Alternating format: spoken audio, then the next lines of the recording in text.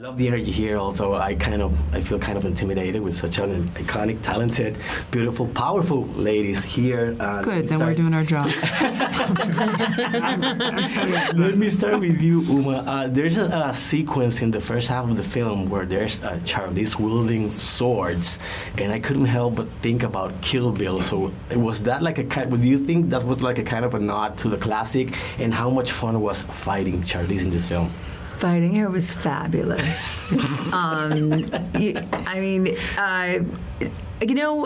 thought, look, what they're doing, the work in the first one, and these characters are extraordinary. So it seemed to me like a really fun and wonderful way to pick up a sword again and have a really amazing time with one of the most epic action stars ever, Charlize. So it was my pleasure. Do well with compliments, guys. You're going to receive them today, girl. Oh, yes, you will. Well, you're in the middle. Yes.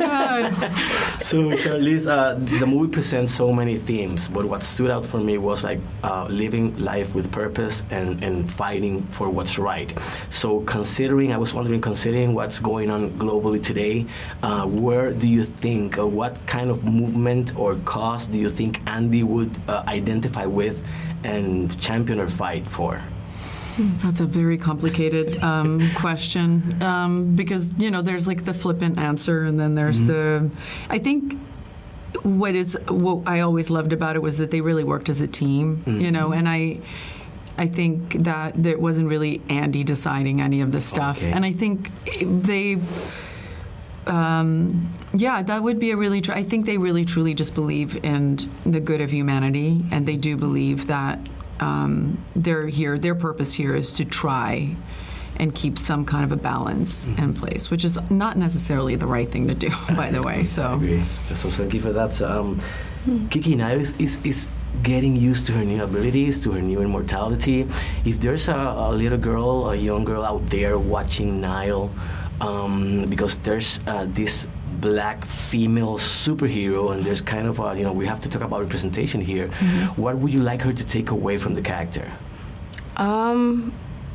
Everything that I do, I'm thinking about the young black girls that are watching me and just the power of representation and how we are seen. So I'm super grateful for this opportunity to be seen in a genre and be seen, alongside these two in this genre, and just really showing that black women, that we are strong, that we, can fight, and the choreography and the stunts and just taking up space. I think that's what I love about what I got to do with Niall in this second film especially, is take up space and also just literally jump. That's awesome. Thank you for that. I'm thinking about my 11-year-old daughter, so I'd love her to see this film. Uma, you play your fair share of unusual superheroes, from movie 43, My Super Ex-Girlfriend, even the Avengers and Batman and Robin. So how was it to approach this